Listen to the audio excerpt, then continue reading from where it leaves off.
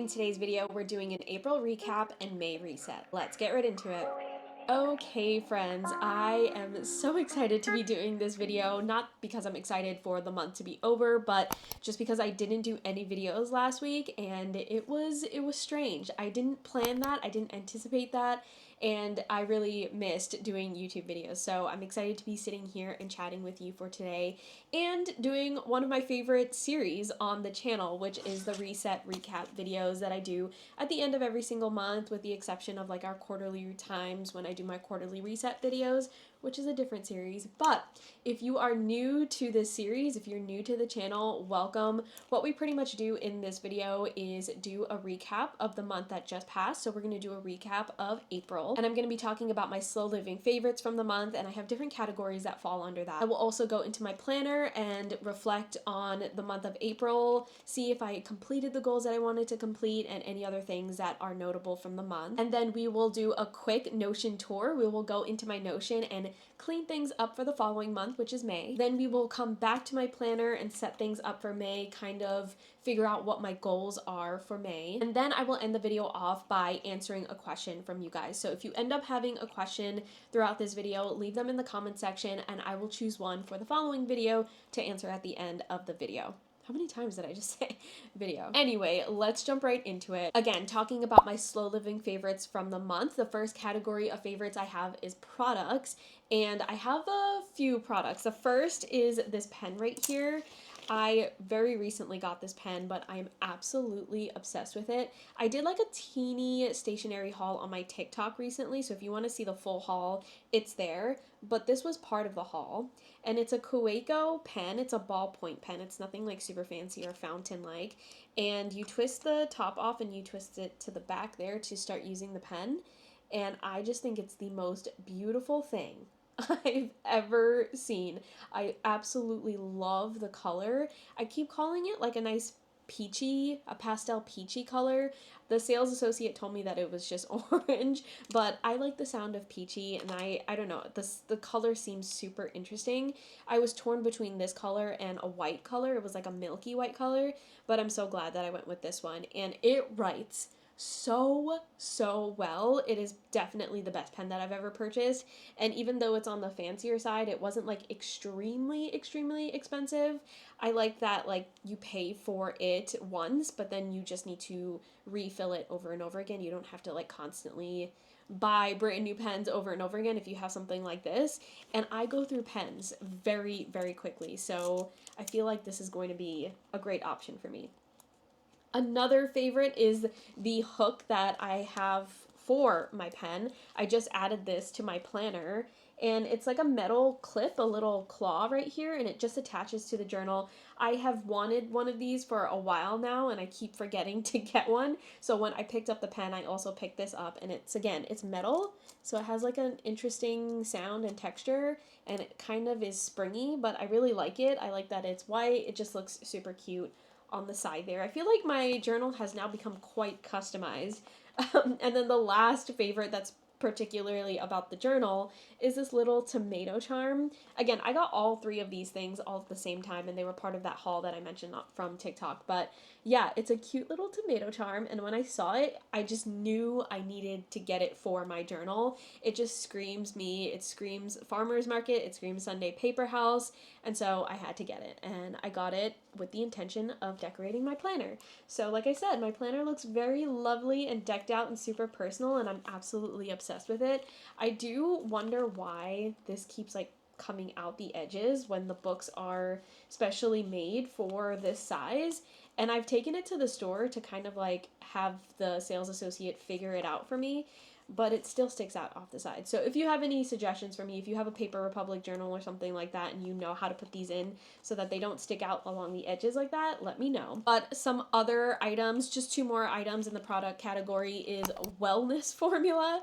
This is so random, but it's basically a supplement, and I got this recommendation from Clara Pierce, where she's a really big TikToker, so I'm sure her name is familiar, but I watch her YouTube videos a lot. I really love her YouTube videos, and she talks about the wellness formula all the time whenever she's traveling, whenever like she's starting to feel a teensy bit unwell, like she can feel a little bit of sickness coming on, she'll start taking the wellness formula, which is the supplement, and she will take it as directed for like extra strength all day long, and it will completely eliminate whatever illness was coming up. And so I purchased it when I started to feel a little bit funky recently, and not even joking, it happened twice. There was 2 weeks where I was feeling like I might be getting sick. Use the wellness formula religiously, and both times the sickness completely went away. So I can attest to the wellness formula being legit, and they are disgusting, but it's worth it, honestly. I rather, take the pills all day long instead of being like sick for a week. And then the last the last product, I should bring it here, but I'll probably put some B-roll over because this thing is heavy. But it's this sweater that I got from Reformation, and it's a funny story about this sweater and why it makes on the list, because I really think it ended up being a big joy of the month, which is so random. But essentially, I went to Woodbury Commons, which is in upstate New York, and it's basically outlets of stores where you can get discounted items. And I don't live far from there. I live about 45 minutes away from there. So we took a little trip up there and we went browsing the stores, and I went to Reformation because I don't have a Reformation any closer than there. And I am a fan from distantly. I'm a fan distantly. So we went into Reformation and I saw this sweater. It was in the last chance rack. Like they probably were trying to get rid of it. And it's absolutely stunning. It's striped and it's made out of 100% organic cotton, and I absolutely fell in love with it. However, the size was way too big for me. It was an extra large, and it looked like it could fit Ian, and for context, Ian is like 6'2", twice my size. It looked like it could fit him. So, needless to say, I knew it wasn't going to fit me, and I knew it wasn't like the right size, but it was the only sweater that was there. We walked all the way back to the car after, browsing the entire place. We sat there, we thought about it. I looked up the sweater. The sweater was retailing on their website for $218. And I was like, you know what? Let's just go back. So we ran all the way back to Reformation, and it was on sale for like 60 something dollars, and then the sales associate gave it to me for an even deeper discount. So I ended up getting this $218 sweater for about $58. And again, 100% organic cotton. It's too big for me. And it does fit Ian. He tried it on and it fits him. But you all know that I am into the oversized thing, so I feel like it'll be okay. And I have not worn it yet because it immediately got warm as soon as I bought it. And it's a heavy, heavy sweater. So we'll figure it out, but I do think it was a worthwhile purchase. Even if I don't end up wearing it and I bought it for Ian, I do think it was a steal, and I was just so excited about the entire process of what happened from me like not being sure to like just doing the thing, and it ended up being worth it financially. Okay, so those are my slow living favorite products. And now moving on to the next category, which is experiences. I have two experiences. The first is that I did an overnight trip to Pennsylvania. You all know that I've been going to Pennsylvania quite often. At least I did last year. I took a lot of trips to Fishtown. And so we did another trip to Fishtown. This one wasn't like a super planned out thing on my part. It was actually a family trip, and it was supposed to be like a long weekend in Philadelphia with like a total of 8 of us in like this one big Airbnb, like 2-floor Airbnb. We're really, really excited about it. What I did was I booked an overnight trip in the same vicinity of that Airbnb before the actual trip, because I wanted to get there a little bit early so that I can wake up early, have slow mornings there before my family arrived. And like when there's a lot of family, it gets chaotic. So that's essentially what we did. And so we had the overnight trip, and the overnight trip was so much fun. We did so many things. We went to the stationery stores that I absolutely love in that area, and we did a lot of fun stuff. And then when it came to the actual family trip part, which was later in the weekend, and we were there already, obviously, things went downhill. The Airbnb was like completely trashed, and so that's not the joyful part here. That's not the slow living favorite part here. That ended up being a bust, and we decided to just go home after the overnight trip. But the fact that I did do the overnight trip, I booked that overnight stay at a separate Airbnb, and we had a whole great like overnight kind of trip. That is why it makes the list, because that part was at least super lovely, and I got some really great stationery things in the process. And then the last experience is placing a really giant order for Sunday Paper House. I cannot believe I'm saying that. I'm so giddy and excited about it, but it's our very first master order for our launch, and I'm just so thrilled. It makes it more real that the order is in, they're arriving this week, and it's getting real. I cannot believe it. I have a proof that I will actually show in a different video, a slowing down with art video that's coming out this week. And I can't wait to have like the actual stock in my hand, the full extent of the launch stock. It's just so exciting. Okay, the next category of slow living favorites is practices, and I have just one. That is a fear jar, doing a fear jar. And this is from the Artist's Way. I completed the Artist's Way, and I will talk about this more in that slowing down with art video that's coming out. Either came out yesterday or it's coming out tomorrow at the time of you watching this, if you're watching this, like as soon as I post it. But I have a fear jar. It's back there. I don't know if you probably can't see it, but I have it sitting on my little easel over there. And what essentially it is that you put your fears, your insecurities, anything that is making you not confident and can potentially have you have a creative U-turn. You write it down on a little sticky note or whatever you want to put on it, or whatever, or however you want to write it. You fold it up and you put it into the fear jar. And I feel like the act of doing that really tucked away the fears, and I haven't thought about those fears for a really, really long time. So I love that practice, and I think I'm going to continue doing it anytime those fear thoughts kind of pop up in my head. And it has been a really cool practice from the Artist's Way. And not many practices from the Artist's Way were my favorite, like actual activities, as opposed to like prompts or anything like that. So I do really like that practice. Okay, and then the last category of slow living favorites is just movies, TV shows, games, anything that I can recommend from the month.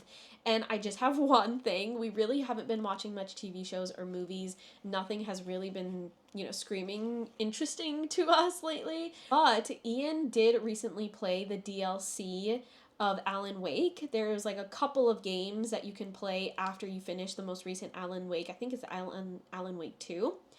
And the DLCs were so good. They're pretty much like full-fledged games, just like a lot more condensed. They didn't take super long, especially in comparison to Alan Wake, the entire game, but they are really, really high production, incredible. They relate to the story in a very Twin Peaks kind of way. If you know anything about Alan Wake, it's very Twin Peaks-esque, and so there's just a lot of layers and stories and little like Easter eggs that are really, really fun and cool for any Alan Wake fans. So highly recommend you do the DLC if you haven't done that before.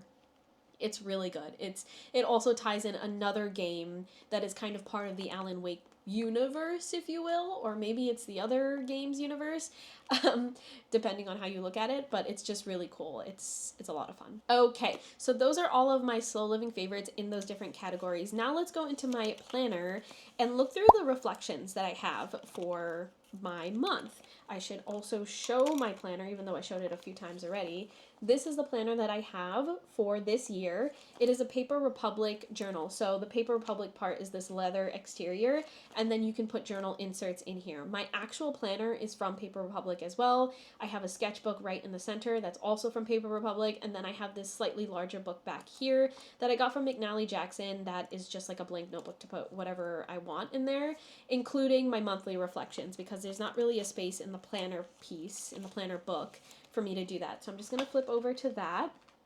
And what I have for this month is my top. I'm going to go through the prompts that I always go through. So if this is new to you, I always use the same prompts to reflect about the month that just finished. So obviously we're reflecting about April here. And so my first prompt is my top 3 accomplishments. The first accomplishment is that I completed the Artist's Way. So happy and proud about that. I really, really was focused and wanting to complete it. It was very, very important to me, especially this year. So I completed it and I had a great experience. Another accomplishment is that I placed that big Sunday Paper House order, like I mentioned. That's like a really, really big step in the direction of making this real, making the business real. So that was a huge accomplishment for me. And then the last accomplishment might be silly, but I started a game and I truly just started it. I didn't even actually start playing it fully yet. I started a game called Enjoy. and I'm playing it on Ian's Steam Deck, and I literally just set up my character. Enjoy is very similar to Sims if you want to like visualize that. So I just finished designing my character. I haven't actually played yet, but I started, and I think that's a good thing because you know me, I like to prioritize like cozy hobbies and stuff like that.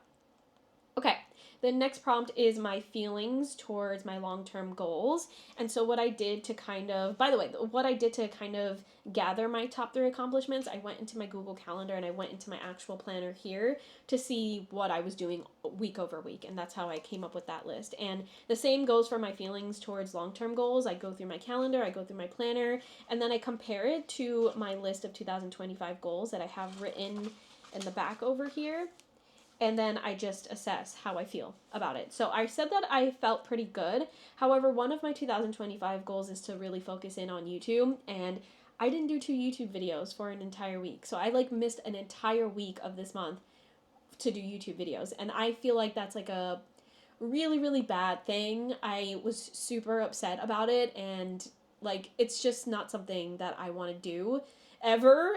And like I know I haven't taken a break in a really, really long time. I can't even tell you when's the last time I haven't posted consistently on YouTube, but I just don't like that I did it. So I feel pretty good, but that 1 week kind of like set me back a little. The next prompt is my focus for May. So I have a few focuses for May. One is Sunday Paper House, just gearing up for launch because May is 1 month away from June and we plan to launch in June and it might be in the former half of June. So, you know, things are really at crunch time. The next focus is to create fun things, and that's essentially like content creation and being a little bit more creative and a little bit more artsy with the things that I post. Sometimes I can get really in a rut and post the same things over and over and over again, and it gets kind of boring and tired, and I kind of want to branch out and do some more fun, artsy, cute things. So I would like to do that in May if I'm able to. And then the last focus is to have some body movement.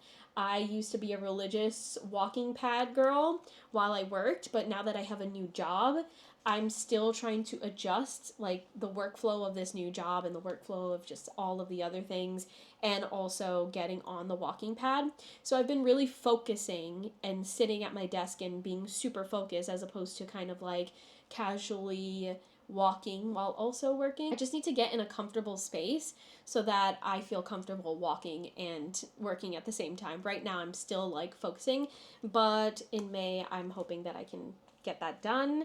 And then the next prompt is anticipated challenges. And this is always a challenge for me every single month. You can probably guess what I'm going to say, but it's making the time for all of these focuses. And I'm really hoping that I can do that, which leads me to the next prompt, the last prompt, which is how to overcome this anticipated challenge. And I think I just need to figure out new routines, brand new routines. I had a solid routine for several years at my other 9 to 5, and it worked, but obviously I'm working a different job, I'm doing different things this year, and so I think my routines need to make a drastic shift as opposed to a slight shift. And that drastic shift will probably prioritize things in different ways than what I'm used to. So I just need to create a brand new set of routines that works and helps me accomplish all of my goals and all of the things that I want to accomplish. So now we are going to go into Notion and do a little bit of cleanup. I don't think there's too much to show there, but we'll do it anyway. Okay, friends, so this is my quick little Notion tour in the midst of the video. I don't have too much to update in here, so this should be pretty quick, but just to give you a quick view into what my Notion looks like, my Notion homepage, this is what it looks like. It's very nice and springy, and it makes me so happy every time I look at it. The images are what really makes this joyful for me, but I'm going to go over here where it says the 2025 Q2 master to-do list. That's pretty wordy. But I'm just going to go over here and make some updates. So you may notice that the first update that we have for Q2 is that we finished our backyard fence. That was a long time coming. It took a whole week to get done, but we officially have our own backyard fence, which is really important for us because, you know, the garden, a lot of wild animals go into our backyard. And maybe potentially if we ever decide to adopt a dog again, that would also be important. But yeah, that is all set. And I did start doing some hangout times in Threads, TikTok, and Substack. those were the three areas where I tend to forget to just show up, hang out, and engage with other people, other creators. So that has been going really well, and I'm just going to keep it highlighted. Highlights mean that I'm currently working on it, and I'm going to keep it highlighted throughout the entire quarter to ensure that I don't forget to do it throughout the entire quarter. And the same goes for YouTube watch hours. I'm just trying to improve that. And then I haven't started anything for the living room decor. I do want to add some decor in there. I just haven't given it any thought. So that's still pending. And then pool, this is a project that I do want to get started very soon because summer is coming and I would like to have it set up by summer. So obviously I have to start it before summer for that to happen.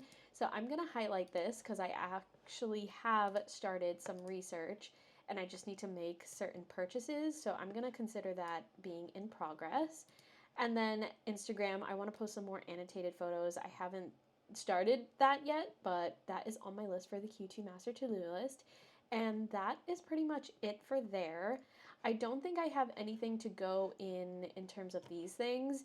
I have just been updating these on the regular whenever I need to.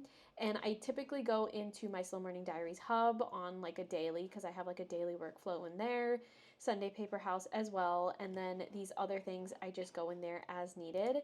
I believe I can make an update here for house projects. I did the backyard fence, so we can say that's done. And as you can see, the hot tub / pool, I have a deadline for June. So I'm going to put that as in progress. And for kitchen reno, I put August 30th, but it's not really a renovation. It's actually just painting the cabinets. And I haven't started that yet. I'll probably look into that after this quarter. So there's that. Those are the only three things that have dates. So I don't really need to look at anything else there. And that's pretty much it. Like I said, super, super quick this time around because I don't have too much going on, but that is not necessarily a bad thing. Okay, so that was my little Notion tour. I love that I already set it up for spring because going in there now, it just screams at spring and it's the perfect time for that now, obviously. But now going back into my journal and looking at the following month, looking at May, I don't really have to do much setup. I think I've talked about this before, but this planner is extremely minimal from Paper Republic. So the only setup I really need to do is like this year at a glance kind of section, which as you can see is very tiny and minimal. So there's not much to update there. And I've pretty much already updated it. And then I just do a little sticky note. Let me see if I can get to it. I do a little sticky note over here and it's actually translucent. So you may not be able to see it.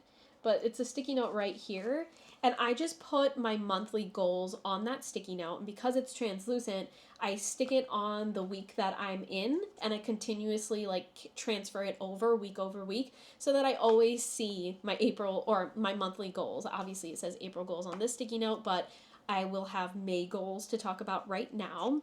And I should just say that like all of my April goals, I should have said this in the reflection section, but all of my April goals were complete. I put money into my savings. I finished The Artist's Way. I worked on Sunday Paper House. I did art, and I got a gift for my mom because my mom's birthday is in April.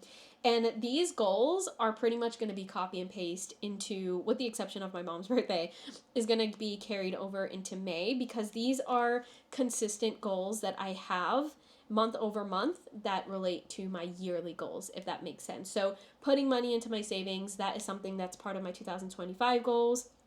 Finishing The Artist's Way, I obviously finished it, so I'm not going to carry that over into the next month, but it's probably going to be something art related that I'm going to add to my May goals.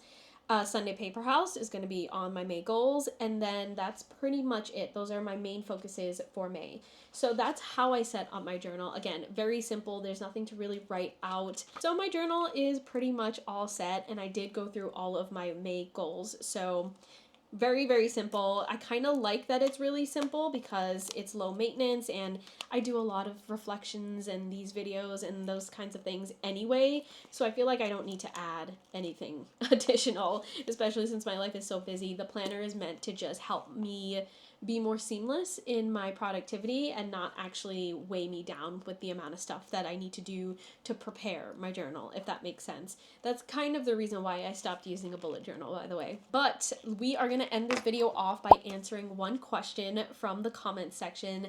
And thank you to the person that asked this question. Actually, a lot of people asked this question. And the question is, how do I edit my photos and videos? I get a lot of questions about what software I use, what filter I use, what color grading I'm using, if I'm using any third-party apps, stuff like that. This is probably one of my top questions, and I do have a video on the channel on how I edit my photos and videos. It's the same structure. So I haven't done an updated video because there's no updates to share. I pretty much just use my Google Photos app, which is the Photos app within my phone, and I edit in there. I don't really use any third-party apps except for CapCut. I do use CapCut to put my video clips all together, but aside from that, that's all that I do. I don't do much filtering or fine-tuning the way that I used to, and that's why I invest in the Google Pixel 9 Pro, because the photos are and the videos are so great that I don't have to do much editing afterward. But that is all for this video. I hope you found it interesting and helpful. I mentioned this in my Stress Less, Live More series, which is a brand new series on the channel, but doing monthly reflections like this is really what is going to help you hold yourself accountable month over month regarding your yearly goals. So we talked a lot about the things that I'm doing on a weekly and monthly basis here that all coincide with my yearly goals. And as you can see, whenever I do my monthly reflections, I go into my journal and I look at my yearly goals and I actually assess all of the things associated with those yearly goals and whether or not I have been actively working on them. So I hope this was a good example into that perspective if you've been watching that series. And another one of those videos is coming soon. But thanks again for hanging out with me, and I will talk to you in the next video.